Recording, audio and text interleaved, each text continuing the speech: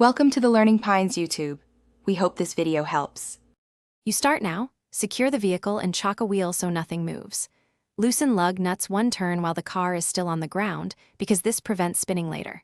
Jack the car to the recommended lift point and remove the wheel. Once off, deflate fully and inspect the tread to find the stab puncture. Mark the hole with chalk. Prepare your plug kit and reamer. You need them ready because cleaning and sizing the hole correctly determines whether a plug will hold.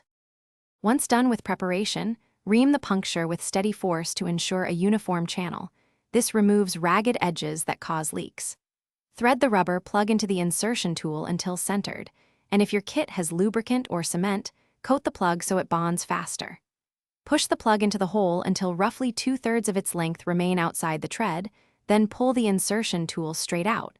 The plug will expand and seal as it seats. Let it cure briefly before moving on. You're close to done. Trim the plug flush with a razor so it sits nearly level with the tread, then remount the wheel and hand tighten the lug nuts. Lower the car, torque the nuts to the manufacturer's specification in a star pattern, and inflate the tire to the recommended PSI.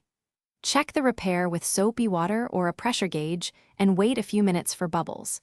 If you still see bubbles or pressure drops after a short drive, don't risk it, replace the tire, or seek professional repair.